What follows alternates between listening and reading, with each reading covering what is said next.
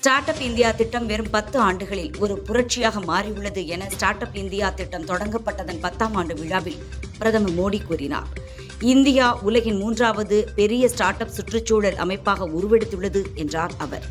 மகாராஷ்டிராவில் மும்பை, புனே உட்பட 29 மாநகராட்சிகளுக்கு நடந்த தேர்தலில் மொத்தம் உள்ள 227 வார்டுகளில் பாரதிய ஜனதா கூட்டணி 118 இடங்களிலும், உத்தவ் ராஜ் தாக்கரே சகோதரர்கள் அணி 70 இடங்களிலும், காங்கிரஸ் 12 இடங்களிலும் முன்னிலை வகிக்கின்றன.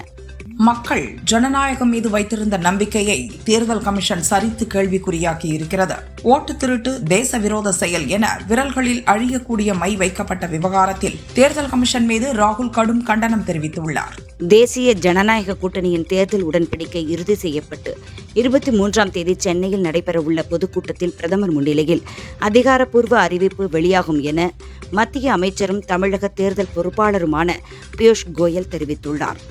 ஜனநாயகன் வெளியீடு பற்றி நடிகர் விஜயை விட முதல்வர் ஸ்டாலின் அதிக கவலைப்படுவது ஏன் என தமிழக பாஜக கேள்வி எழுப்பியுள்ளது.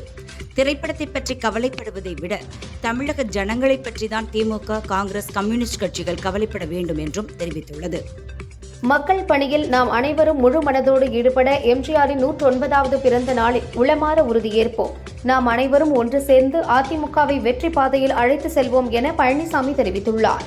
ஆட்சி அதிகாரத்தில் பங்கு என காங்கிரஸ் தொண்டர்கள் கேட்பதில் தவறில்லை. தமிழக அரசு சிறப்பாக செயல்படுகிறது. தமிழகத்தில் பாரதிய ஜனதா ஒருபோதும் வெற்றி பெற முடியாது என்று சென்னையில் செய்தியாளர்களை சந்தித்த அகில இந்திய காங்கிரஸ் கமிட்டி பொதுச் செயலாளர் சச்சின் பைலட் தெரிவித்தார். கோவை அருகே வாளையார் சோதனை சாவடியில் கேரள பஸ்ஸில் உரிய ஆவணங்களின்றி எடுத்து வரப்பட்ட 415 கிராம் தங்க மோதிரங்களை போலீசார் கைப்பற்றி வருமானத்துறையிடம் ஒப்படைத்தனர். விசாரித்து வருகின்றனர். உலகில் நிகரற்ற நமது பாரம்பரியம், கலாச்சாரத்தை அழிக்க நினைக்கும் பாசிசவாதிகளை வீழ்த்தி தமிழக முதல்வர் ஸ்டாலின் தலைமையில் என்றும் தமிழகத்தின் தனித்துவத்தை காப்போம் என உதயநிதி தெரிவித்துள்ளார். 2026 சட்டசபை தேர்தல் பிரச்சார பணிகளுக்காக 10 பேர் கொண்ட குழுவை தாவேக தலைவர் விஜய் அறிவித்துள்ளார். ஆனந்த், ஆதவ் அர்ஜுனா, செங்கோட்டையன் உள்ளிட்டோர் குழுவில் இடம்பெற்றுள்ளனர். மீண்டும் அதிக விலை கொடுத்து தனியாரிடம் மின்சாரம் வாங்க ஒழுங்குமுறை ஆணையம் அனுமதிக்க கூடாது என பாமக தலைவர் அன்புமணி வலியுறுத்தியுள்ளார். கோவை உளியம்பாளையம் கிராமத்தில் தனது பெற்றோர் இல்லத்தில் பாரதிய ஜனதா எம்எல்ஏ வானதி சீனிவாசன் குடும்பத்துடன் பொங்கல் கொண்டாடினார். 2026 தேர்தலில் தமாக சைக்கிள் சின்னத்தில் போட்டியிட வேண்டும் என்றால் குறைந்தது 12 தொகுதிகள் தேவை. எனவே இந்த முறை அதிமுக பாரதிய ஜனதா கூட்டணியில் 12 தொகுதிகளை ஜி.கே. வாசனின் தமாக கட்சி எதிர்பார்க்கிறது என அரசியல் வட்டாரங்களில் கூறப்படுகிறது. தொடர் விடுமுறை காரணமாக ஏழுமலையானை தரிசிக்க திருப்பதி திருமலை பக்தர்கள் கூட்டத்தால் நிரம்பியது. இலவச தரிசனத்தில் சுமார் 20 மணி நேரமும் 300 ரூபாய் தரிசன டிக்கெட் பெற்ற பக்தர்கள் 5 மணி நேரமும் காத்திருந்து ஏழுமலையானை தரிசிக்கின்றனர். மேட்டுப்பாளையம் ஸ்ரீ வாரி கோயிலில் மாட்டுப்பொங்கல் விழா விமர்சையாக கொண்டாடப்பட்டது. சிறப்பு அலங்காரத்தில் மலையப்ப சுவாமி குதிரை வாகனத்தில் எழுந்தருளி 4 மாட வீதிகளில் உலா வந்து பக்தர்களுக்கு அருள் பாலித்தார். மகாராஷ்டிர உள்ளாட்சி தேர்தலில் நேற்று காலை முதல் மாலை வரை ஓட்டுப்பதிவு நடைபெற்ற நிலையில் இன்று முடிவுகள் அறிவிக்கப்பட உள்ளன. வலுவான உள்நாட்டு நுகர்வின் காரணமாக 2025-26 நிதியாண்டின் 3ஆம் காலாண்டில் இந்தியாவின் வளர்ச்சி எதிர்பார்த்ததை விட அதிகரித்திருப்பதாகவும், உலகிற்கே மிக முக்கிய வளர்ச்சி இயந்திரமாக இந்தியா மாறியிருப்பதாகவும் சர்வதேச நாணய நிதியம் தெரிவித்துள்ளது. வானிலை நிகழ்வுகளை துல்லியமாக கணிக்கும் விதமாக சென்னை, தில்லி, மும்பை, புனேவில் இந்த ஆண்டில் தலா 50 தானியங்கி வானிலை நிலையங்கள் நிறுவப்படும் என மத்திய இணையமைச்சர் ஜிதேந்திர சிங் கூறியுள்ளார். ஆந்திர மாநிலம் குண்டூரில் மகர சங்கராந்தி பண்டிகையை ஒட்டி வீட்டிற்கு வந்த மருமகனுக்கு இனிப்பு, காரம் உள்ளிட்ட 158 ரக உணவுகளுடன் மாமியார் வீட்டார் விருந்து வைத்தது அனைவரையும் ஆச்சரியப்படுத்தியுள்ளது. திருவள்ளுவரின் வாழ்க்கையும் படைப்புகளும் நமது நாகரிகத்தின் உயர்ந்த நற்பண்புகளை எடுத்து காட்டுகின்றன. அந்த மாபெரும் ஞானிக்கு எனது மனமார்ந்த அஞ்சலியை செலுத்துகிறேன் என மத்திய அமைச்சர் அமித்ஷா தெரிவித்துள்ளார். 500 ரூபாய் பணமூட்டை கண்டெடுக்கப்பட்ட விவகாரம் தொடர்பாக விசாரிக்க அமைக்கப்பட்ட பார்லி குழுவின் விசாரணையை எதிர்த்து நீதிபதி யஷ்வந்த் வர்மா தாக்கல் செய்த மனுவை சுப்ரீம் கோர்ட் தள்ளுபடி செய்தது. மேற்குவங்க மாநிலம் ஜல்பாய்குரி டு திருச்சி, தாம்பரம் டு சுந்தரகாசி, நாகர்கோவில் டு ஜல்பாய்குரி இடையே 3 அம்ரித் பாரத் ரயில்கள் இயக்க ரயில்வே வாரியம் ஒப்புதல் அளித்துள்ளது. 1834 பேர் பயணிக்கும் வசதி கொண்ட இந்த ரயில்களின் நேரம் விரைவில் அறிவிக்கப்படும். ஹைதராபாத் கோல்கொண்டா கோல்ஃப் மைதானத்தில் இன்று தொடங்கி 18ஆம் தேதி வரை நடக்கும் வெப்பக்காற்று பலூன் திருவிழாவை அம்மாநில சுற்றுலா அமைச்சர் ஜூபள்ளி கிருஷ்ணராவ் தொடங்கி வைத்தார். தொடர்ந்து வெப்பக்காற்று பலூனில் ஏறி சுமார் 13 கிலோமீட்டர் தூரத்திற்கு 1.5 மணி நேரம் பயணம் செய்தார். 2016 பிரதமர் மோடி ஸ்டார்ட் அப் இந்தியா திட்டத்தை தொடங்கிய போது சுமார் 400 ஸ்டார்ட் அப் நிறுவனங்கள் மட்டுமே இருந்தன. ஆனால் தற்போது 2 லட்சத்திற்கும் மேற்பட்ட நிறுவனங்கள் உள்ளன. 21 லட்சத்திற்கும் மேற்பட்டோருக்கு வேலை கிடைத்துள்ளதாக மத்திய அமைச்சர் பியூஷ் கோயல் கூறியுள்ளார். வரும் தேர்தலில் தமிழகத்தில் தேஜா கூட்டணி ஆட்சி அமைக்கும். வரும் 23ஆம் தேதி முதல் தேஜா கூட்டணியின் தேர்தல் செயல்பாடுகள் தமிழகத்தில் வேகம் எடுக்கும் என பாரதிய ஜனதா தமிழக தேர்தல் பொறுப்பாளர் பியூஷ் கோயல் கூறியுள்ளார். சென்னை 3வது கடற்கரை சாலையில் உள்ள நகர்ப்புற நல்வாழ்வு மையத்தில் பொங்கல் கொண்டாடிய முதல்வர் ஸ்டாலின் அன்பால் நிறைந்திட வேண்டும் அகிலம் என உருக்கமாக பதிவிட்டார். வான்புகழ் வள்ளுவரை போற்றும் இந்த திருவள்ளுவர் நாளில் சமூக அநீதி மற்றும் மதவாத சக்திகளுக்கு எதிராக போராடும் துணிச்சல், வறியோர் எளியோர் வாழ்வுயர மனிதநேய திட்டங்கள் உள்ளிட்ட ஆக்கப்பணிகள் 4ம் தமிழகத்தில் தொடரும் என முதல்வர் ஸ்டாலின் உறுதியளித்துள்ளார். மாட்டுப் பொங்கலை முன்னிட்டு எண்ணிலடங்கா நம் நாட்டு மாட்டு இனங்களின் அவசியத்தை வரும் தலைமுறையினருக்கும் உணர்த்தி போற்றி காப்போம் என நயினார் நாகேந்திரன் அறிவுறுத்தியுள்ளார். அதிமுக பொதுச் செயலாளர் பழனிசாமி கனவு காண்கிறார். அடுத்தது ஸ்டாலின் தலைமையிலான திமுக ஆட்சிதான் நடைபெறும் என முன்னாள் அமைச்சர் பொன்முடி கூறினார். சேலத்தில் பராசக்தி படம் குறித்து கருத்து தெரிவித்த அதிமுக பொதுச் செயலாளர் பழனிசாமி, நம் மொழியை காக்க முன்னோர்கள் போராடினார்கள், அப்பொழுது திமுக அதிமுக தனித்தனியாக இல்லை என்று கூறினார். 2026 தேர்தலில் பாரதிய ஜனதாவுக்கு 50 தொகுதிகள் வேண்டும். எந்த தொகுதிகள் என்பதை நாங்களே முடிவு செய்துள்ளோம். நீங்கள் எங்களுக்கு ஒதுக்கும் பலமில்லாத தொகுதிகள் வேண்டாம் என பாரதிய ஜனதா தலைமை அதிமுகவுக்கு செக் வைத்துள்ளதாக கூறப்படுகிறது. காரைக்குடியில் பாரதிய ஜனதா மூத்த தலைவர் ராஜா மாட்டுப் பொங்கல் பண்டிகையை சிறப்பாக கொண்டாடினார். உழவு தொழிலுக்கு உறுதுணையாக இருக்கும் மாடுகளை அவரே குளிப்பாட்டி பொங்கல் பழங்களை உண்ண கொடுத்து நன்றி கூறினார். திமுக ஆட்சிதான் உழவர்களின் சாபக்கேடு. தமிழக உழவர்களையும் மக்களையும் ஏமாற்ற நினைக்கும் திமுக ஆட்சியாளர்கள் வெட்கப்பட வேண்டும் என பாமக வக்கீல் பாலு தெரிவித்துள்ளார். பாஜகவின் அடுத்த தேசிய தலைவர் யார் என்பது குறித்து ஜனவரி 20ஆம் தேதி அதிகாரப்பூர்வ அறிவிப்பு வெளியாகும் என தகவல் வெளியாகியுள்ளது. திருவள்ளுவர் தினத்தை முன்னிட்டு வாழ்த்து தெரிவித்துள்ள தவேக நிர்வாகி ஆதவ் அர்ஜுனா, சமத்துவம், சமய நல்லிணக்கம், சமூக நீதி என்ற அறிவு ஒளி ஏந்தி ஆதிக்கத்தை விரட்டி அடிப்போம் என்று உறுதியேற்போம் என தெரிவித்தார். ராமநாதபுரம் பரமக்குடியில் 3 கோடி ரூபாயில் புதிதாக அமைக்கப்பட்டுள்ள இமானுவேல் சேகரன் உருவ சிலையுடன் கூடிய அரங்கை முதல்வர் ஸ்டாலின் நாளை திறந்து வைக்கிறார். கரூரில் நடைபெற்ற பொங்கல் விழாவில் பங்கேற்க முன்னாள் அமைச்சர் விஜயபாஸ்கர் தொண்டர்களுடன் மாட்டு வண்டியில் வந்தார். விளையாட்டுப் போட்டிகளை தொடங்கி வைத்து வெற்றி பெற்றவர்களுக்கு பரிசுகளை வழங்கினார். கூட்டணி ஆட்சியில் பங்கேற்ற போது காங்கிரஸ் எப்போதும் வளமிக்க துறைகளை தேடி போனதில்லை என காங்கிரஸ் எம்பி மாணிக்கம் தாக்கூர் தெரிவித்துள்ளார். உலக புகழ்பெற்ற பாலமேடு ஜல்லிக்கட்டு மரபுப்படி காலை 7 மணிக்கு தொடங்காமல் துணை முதல்வர் உதயநிதி வராததால் 9:30 மணி தாண்டியும் வாடிவாசல் திறக்கப்படாமல் தாமதமானது. தமிழகத்தில் திமுக அரசின் அதிகார துஷ்பிரயோகம் எல்லை மீறி போய்க் கொண்டிருக்கிறது என அதிமுக முன்னாள் அமைச்சர் உதயகுமார் குற்றம் சாட்டினார். பாரதிய ஜனதா ஆளும் மாநிலங்களில் புலம்பெயர் தொழிலாளர்கள் துன்புறுத்தப்படுவதாக மேற்குவங்க முதல்வர் மம்தா பானர்ஜி குற்றம் சாட்டியுள்ளார். அவர்கள் குடும்பத்திற்கு நாங்கள் ஆதரவாக நிற்கிறோம் என்றும் தெரிவித்தார். ஆன்லைன் டோக்கன் முறை காளை வளர்ப்போர் கழுத்தை நெரிப்பது போல் உள்ளது என முன்னாள் அமைச்சர் விஜயபாஸ்கர் தெரிவித்தார். அதனை ரத்து செய்து கை டோக்கனை வழங்கிட வேண்டும், அப்போதுதான் ஜல்லிக்கட்டு போட்டி காலம் முழுதும் நடைபெறும் என்றார். திருவள்ளுவர் தினத்தை முன்னிட்டு பெருநகர சென்னை மாநகராட்சியின் கட்டுப்பாட்டில் இயங்கும் இறைச்சி கூடங்களை மூட அரசு உத்தரவிட்டுள்ளது. பாலமேடு ஜல்லிக்கட்டு காலை 7:30 மணிக்கு துணை முதல்வர் உதயநிதி தொடங்கி வைப்பார் என அறிவிக்கப்பட்டிருந்தது. ஆனால் 8:30 மணி ஆகியும் அவர் வராததால் தங்களது காலை உரிமையாளர்கள் கலக்கமடைந்தனர். பாலமேடு ஜல்லிக்கட்டு போட்டி 7:30 மணிக்கு துவங்க இருந்த நிலையில் துணை முதல்வர் உதயநிதி வர தாமதமானதால் 8:50 மணிக்கு துவங்கியது. பாலமேடு ஜல்லிக்கட்டு போட்டி தாமதமாக துவங்கியதால் அனைத்து காளைகளும் களமாட அனுமதிக்கப்படுமா என்ற சந்தேகம் காளைகளின் உரிமையாளர்களிடையே எழுந்துள்ளது. பாலமேடு ஜல்லிக்கட்டில் கலெக்டர் பிரவீன்குமார் முன்னிலையில் மாடுபிடி வீரர்கள் உட்பட அனைவரும் உறுதிமொழி எடுத்துக் கொண்டனர். பின்னர் கோவில் காளைகள் அவிழ்த்துவிடப்பட்டன. திருச்செந்தூர் சுப்பிரமணிய சுவாமி கோயிலில் மாட்டுப் பொங்கலை முன்னிட்டு லட்சக்கணக்கான பக்தர்கள் குவிந்தனர். சுமார் 5 மணி நேரம் நீண்ட வரிசையில் காத்திருந்து சுவாமி தரிசனம் செய்து வருகின்றனர். திருவள்ளுவ பெருந்தகையின் சிறப்பான அறிவாற்றலை வெளிப்படுத்தும் திருக்குறளை நீங்கள் அனைவரும் படிக்க வேண்டும் என்று நான் கேட்டுக்கொள்கிறேன் என பிரதமர் மோடி அறிவுறுத்தியுள்ளார்.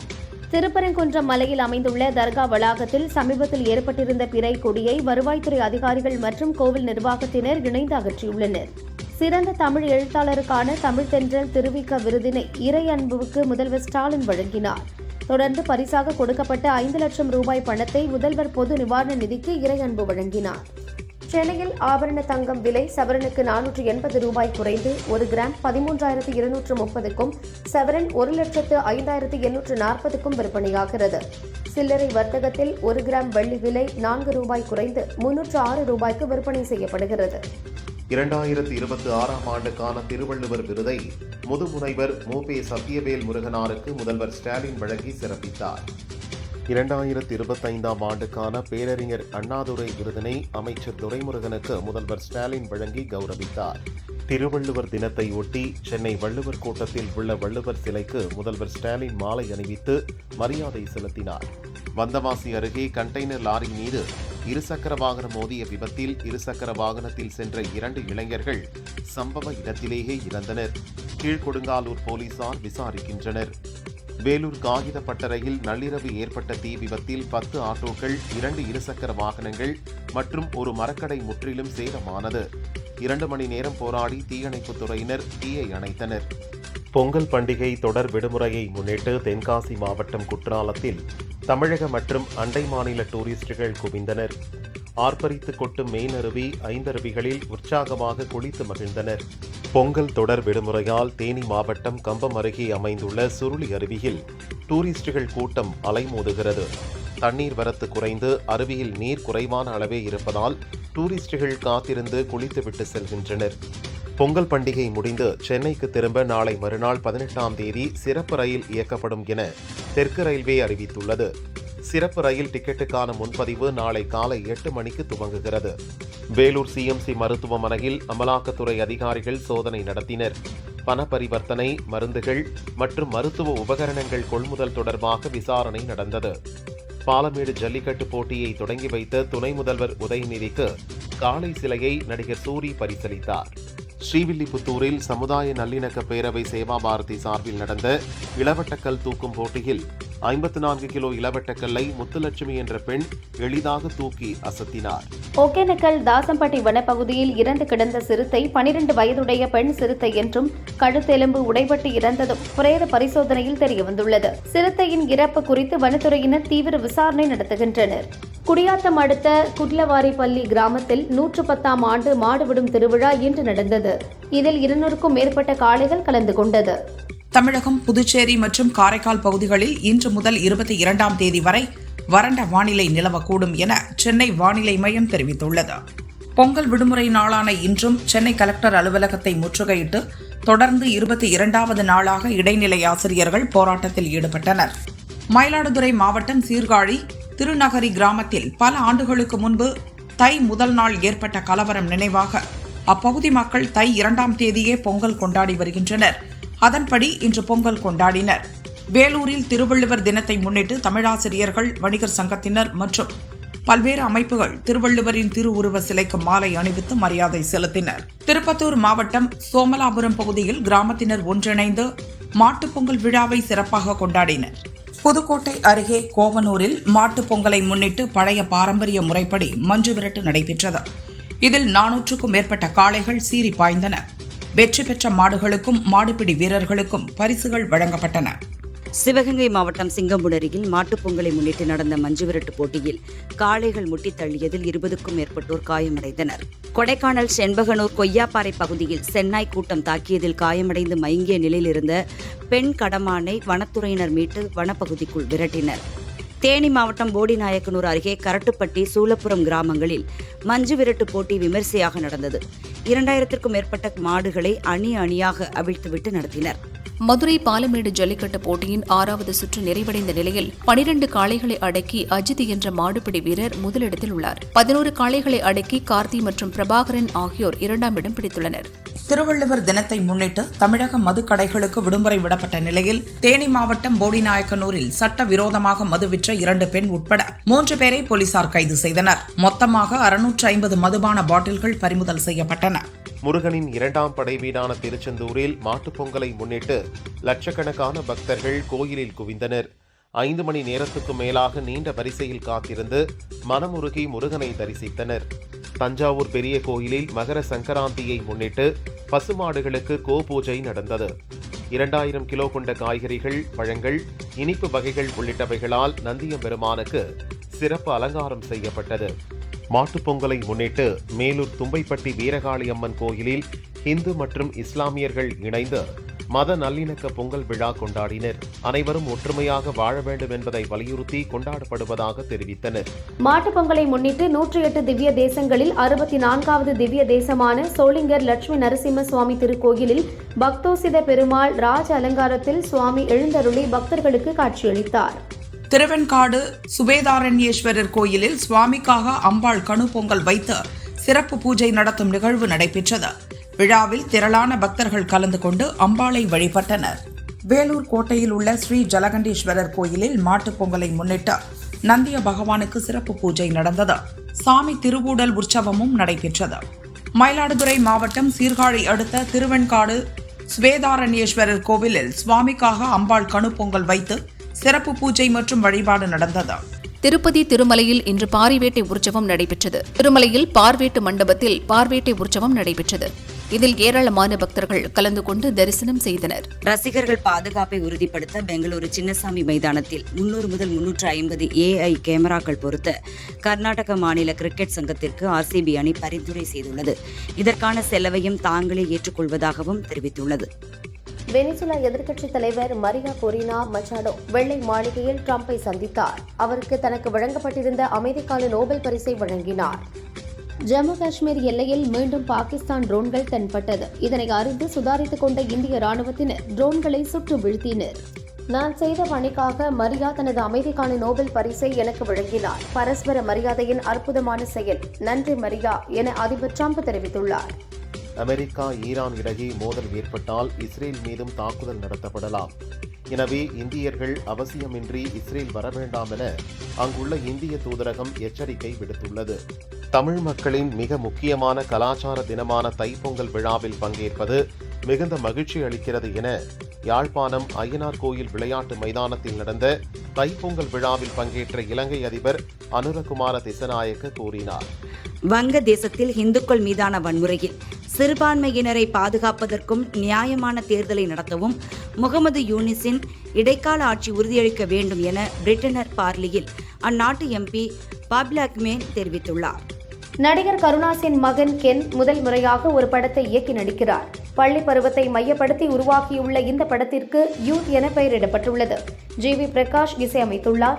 இதே தலைப்பில் 2002இல் விஜய் நடிப்பில் ஒரு படம் வந்தது குறிப்பிடத்தக்கது. அருள்நிதி நடிப்பில் தற்போது டிமாண்டி காலனி 3 படம் உருவாகிறது. அடுத்து கணேஷ் விநாயகன் இயக்கத்தில் அருள்வான் என்ற படத்தில் நடிக்கிறார். ஆரவ், ரம்யா பாண்டியன் ஆகியோரும் நடிக்கின்றனர். மலைவாழ் மக்களின் வாழ்க்கை தொடர்புடைய கதைக்களத்தில் உருவாகும் இந்த படத்தின் ஷூட்டிங் இறுதிக்கட்டத்தில் உள்ளது. உலக தரம் வாய்ந்த இசையை கேட்டு பழகிய ஆஸ்கர் உறுப்பினர்கள் ஒரு படைப்பிற்கு ஓட்டளிக்கிறார் என்றால் அவர்கள் ஒன்றும் முட்டாள்கள் அல்ல என ஆஸ்கர் விருது வென்ற ஸ்லம்டாக் மில்லியனர் படம் குறித்து AR ரஹ்மான் கூறினார். தனுஷ், மிருனால் தாக்கூர் இருவருக்கும் திருமணம் நடைபெற உள்ளதாக தகவல் வெளியாகியுள்ளது. டேட்டிங்கில் இருக்கும் இருவரும் வரும் பிப்ரவரி 14ஆம் தேதி காதலர் தினத்தன்று திருமணம் செய்து கொள்ள உள்ளதாக கூறப்படுகிறது. நடிகை ஊர்வசி தனது மகள் தேஜா லட்சுமியுடன் கமலை சந்தித்து ஆசி பெற்றார். தேஜா கூறுகையில், பல முறை கமலை நேரில் பார்க்க விரும்பி அது தடைப்பட்டது. இப்போதுதான் என் ஆசை நிறைவேறியது என்றார். விரைவில் தேஜாவும் சினிமாவில் களம் இறங்குகிறார். ARK சரவணன் இயக்கத்தில் ஆதி, நிக்கி கல்ராணி நடிப்பில் 2017இல் வெளியாகி வரவேற்பை பெற்ற படம் மரகத நாணயம். தற்போது இதன் 2ஆம் பாக பணிகள் துவங்கியுள்ளதை படக்குழு வீடியோவுடன் அறிவித்துள்ளனர். முதல் பாகத்தில் நடித்தவர்களுடன் கூடுதலாக இன்னொரு நாயகியாக பிரியா பவானி சங்கரும் இணைந்துள்ளார். காமெடி கலந்த ஃபேண்டசி படமாக இது உருவாகிறது. புகழ்பெற்ற வங்காள திரைப்பட நடிகையும் முன்னாள் மிஸ் கொல்கத்தாவுமான ஜெயஸ்ரீ கபீர் கடந்த 12ஆம் தேதி லண்டனில் காலமானார். அவருக்கு வயது 73. அவரது மறைவுக்கு திரையுலகினர் மற்றும் ரசிகர்கள் இரங்கல் தெரிவித்து வருகின்றனர். சினிமாவை கலையாக பார்க்க வேண்டுமே தவிர அரசியலாக பார்க்கக்கூடாது. முழு திரைப்பட துறையும் ஒன்றிணைந்து தணிக்கை துறையுடன் அர்த்தமுள்ள மற்றும் ஆக்கப்பூர்வமான உரையாடலில் ஈடுபட வேண்டும். அனைத்து படங்களுக்கும் ஒரு நிரந்தரமான விதியை வகுத்தால் எல்லா படங்களுக்கும் நிச்சயமாக தீர்வு கிடைக்கும் என ஜனநாயகன் சென்சார் விவகாரம் தொடர்பாக கவிஞர் வைரமுத்து கூறினார். முதல் முறையாக இந்த பாலமேடு ஜல்லிக்கட்டு போட்டியை பார்க்க வந்ததில் மகிழ்ச்சி. மேலும் எனது குடும்பத்தினரில் ஒருவர் பொள்ளாச்சி, மற்றொருவர் தேனி பக்கம் என்பதால் நானும் மதுரைக்காரன்தான் என நடிகர் ஜீவா தெரிவித்தார்.